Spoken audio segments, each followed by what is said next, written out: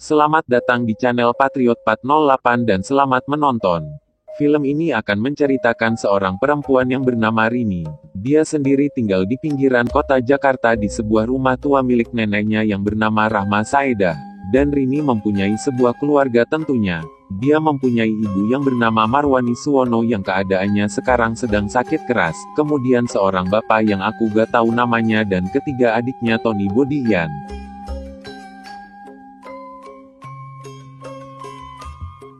Dan diawali masalah finansial keluarga mereka yang kehabisan uang untuk pengobatan sakit sang ibu yaitu Marwani. Penyakit yang begitu parah membuat Marwani tak mampu menggerakkan tubuhnya dan hanya berbaring di tempat tidur saja. Bahkan untuk memanggil dan meminta bantuan Marwani harus membunyikan lonceng. Kemudian berbagai upaya dilakukan keluarga Rini untuk mendapatkan uang tambahan termasuk Rini harus berhenti kuliah dan meminta royalti milik Marwani yang sempat berkarir di dunia entertainment. Jadi sebelum sakit keras mamanya Rini adalah seorang penyanyi hardcore dan lagunya yang terkenal berjudul Kelam Malam. Namun karena karirnya Marwani sudah redup dan Marwani tidak membuat lagu lagi, pihak manajemen Marwani tidak bisa memberikan uang ke Rini. Sedangkan adik Rini paling besar dia rela menjual sepeda motor dan barang pribadi lainnya demi menolong keluarganya. Yang pada akhirnya upaya keluarga untuk membuat sang ibu sembuh dari penyakit tersebut gagal. Setelah Rini menemukan sang ibu terjatuh di lantai kamarnya dan menghembuskan nafas terakhir. Ibu sudah bisa bangun.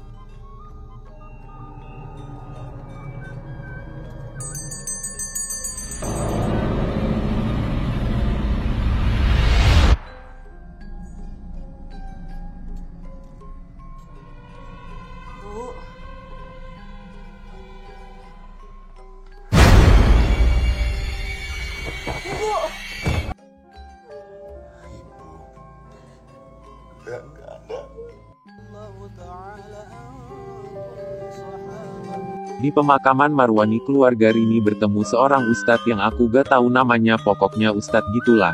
Tapi aku tahu nama anaknya, namanya kalau gak salah si Hendra.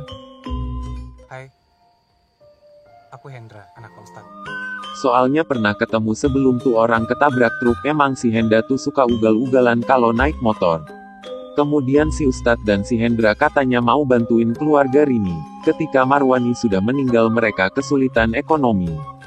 Setelah kematian Marwani singkat bapaknya Rini pergi ke kota untuk menggadai rumah mereka sekaligus mencari pekerjaan. Sedangkan kematian Marwani ternyata jadi awal teror di rumah keluarga Rini.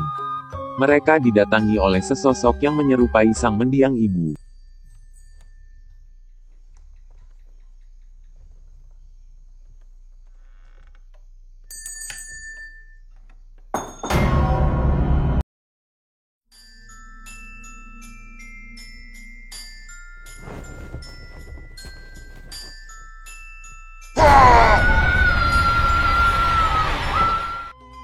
Dan di sisi lain anak mereka pun ditemukan oleh Bodi yang tenggelam di sumur yang pada akhirnya meninggal. Kemudian di kamar nenek Rini menemukan sebuah surat yang ingin ditunjukkan ke Budiman Sailendra, yaitu seorang penulis dan ahli spiritual. Lalu Rini pun pergi mengantarkan surat itu ke tempat tinggal Budiman ditemani oleh Indra.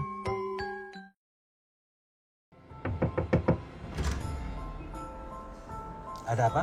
Di sana Budiman memberitahu Rini bahwa ia adalah kawan neneknya dulu, dan ia menceritakan bahwa dulu neneknya tidak menyetujui pernikahan orang tua Rini karena Marwani adalah seorang seniman dan tidak bisa mempunyai anak. Zaman itu seniman itu kurang bermartabat dan ibu kamu tidak bisa memberikan keturunan. Oleh karena itu Marwani diketahui telah mengikuti sekte pemuja setan demi mendapatkan keturunan. Dan kamu percaya ibu kamu berdoa bukan kepada Tuhan. Jadi berdoa kepada siapa? Iblis. Sementara itu Bodi yang terkejut sehabis menemukan mayat neneknya di dalam sumur mulai berlaku aneh dan hendak menyaliti adiknya yang bernama Ian. Kemudian Ian pun dihantui oleh arwah neneknya yang dimana neneknya berpura-pura bermain petak umpet.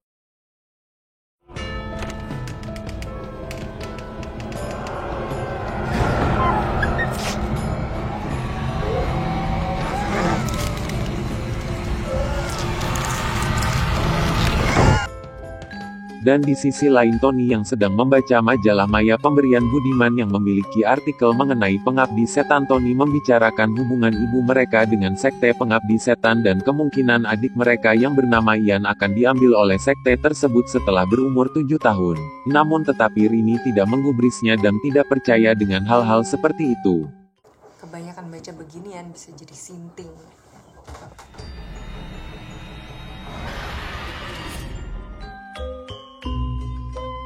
Setelah mengalami beberapa kejadian menyeramkan, mereka pun memanggil sang ustadz untuk memeriksa mereka dan mereka pun dinasehati untuk lebih banyak beribadah. Kemudian ketika malam saat Rini sedang sholat, dia diteror hantu Marwani yang mengakibatkan Rini dan adik-adiknya beralih ke rumah sang ustadz.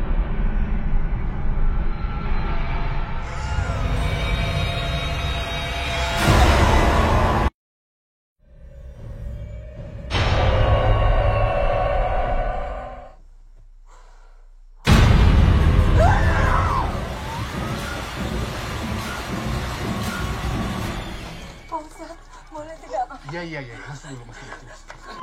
Yang kemudian sang ustadz merencanakan sebuah pengajian di rumah Rini keesokan harinya. Dan ketika Rini dan Tony berdiskusi untuk masalah hal-hal gaib yang berada di rumahnya, tiba-tiba Hendro dihubungi oleh Budiman yang dimana Budiman menyuruh Hendra untuk datang ke tempat tinggal dia.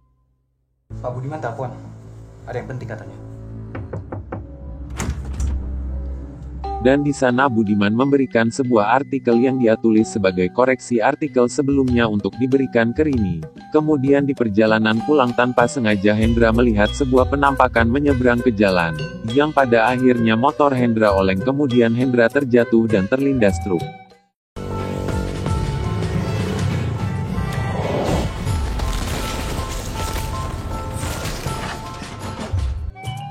Lalu jenazah Hendra pun dibawa oleh warga sekitar dan tanpa sengaja Rini menemukan artikel yang Hendra bawa terjatuh dari kantong pakaian Hendra. Malam pun tiba, Rini melihat penampakan Hendra di luar rumah sang ustadz dan ia pun nyaris ditarik keluar. Sedangkan di sisi lain sang ustadz hanya memperhatikan dengan rasa takut dan menyerah karena anaknya telah meninggal akibat ikut campur dengan keluarga Rini. Kemudian bapak mereka pun datang dan membawa mereka pulang yang kemudian menangis saat diberitahu bahwa ibunya telah meninggal akibat tenggelam di sumur. Saat Rini hendak berbicara dengan bapaknya mengenai ibunya di malam ketika Marwani meninggal, Ian yang sedang buang air kecil di dekat sumur ditarik oleh arwah nenek mereka ke dalam sumur yang kemudian bapaknya pun menyelamatkan Ian.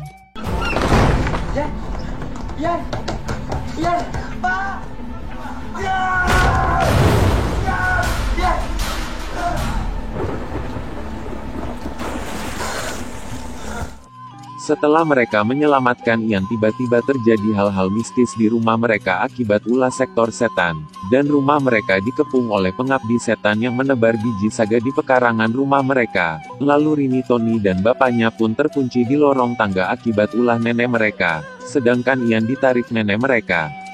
Kemudian bapak mereka memohon ampun ke ibunya dan istrinya, sedangkan Bonnie berhasil menyelamatkan Ian dan menggagalkan usaha nenek untuk mengambil Ian. Dan untuk para pengabdi setan pun pergi, lalu rumah pun kembali tenang. Di pagi hari keluarga Rini memutuskan untuk pindah dan mereka pun sudah siap untuk pindah ke rusun dan menunggu mobil jemputan mereka. Tetapi sayangnya tidak ada yang menjemput mereka sampai petang yang kemudian sang ustadz pun datang untuk meminta maaf bahwa ia tidak bisa membantu mereka lagi. Lalu sang ustadz menemani mereka untuk menunggu mobil. Sekalian keluarga Rini menunggu ulang tahun Ian yang ke-7 di tengah malam nanti. Malam pun tiba. Tiba-tiba Rini terbangun dan mengingat artikel Budiman yang dibawa Hendra dan menceritakan ke Tony. Selagi mereka berbincang, bapak mereka digentayang oleh Marwani dan Bonnie menemukan Ian berbicara bahasa asing sambil melihat ke jendela. Ian, kamu ngapain? Lagi bicara sama teman-teman.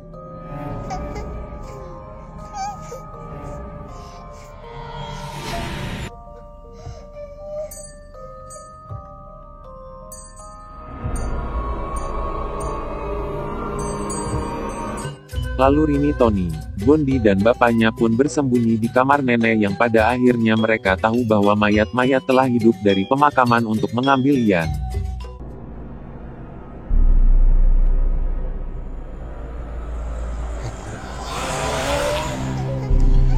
Kemudian keluarga Rini pun menemukan sang ustadz sudah meninggal akibat ditusuk-tusuk oleh pocong golok. Sedangkan Ian berjalan ke kerumunan mayat hidup bersama Marwani, yang kemudian para mayat hidup mengepung rumah dan masuk melalui pintu dapur. Namun beruntungnya ditahan oleh arwah neneknya yang ternyata selama ini telah mencoba untuk menjaga mereka dengan mencoba membunuh Ian, yang pada akhirnya Budiman pun sampai dan membawa keluarga Rini pergi dari tempat itu. Ian, dia bukan anak kamu. Sejak awal dia bukan anak kamu. Setahun kemudian keluarga Rini telah menetap di rusun dan mereka dihampiri seseorang tetangga yang memberikan mereka rantang makan. Banyak ya, Bu. Sama-sama. Kemudian sang tetangga pun kembali ke rumahnya dan berbincang ke Batara dan terungkap bahwa ia adalah Darminah, yaitu pemimpin dan penyembah sekte iblis yang menyebarkan benih-benih ke orang-orang agar tercipta lagi benih-benih penyembah iblis yang baru. Oke, seperti itu ya cerita Pengabdi Setan, dan sedikit pembahasan bahwa dalam ceritanya agak aneh sih. Ia masak gara-gara gak punya anak. Almarhum Ibu Marwani harus menyembah iblis demi mendapatkan keturunan.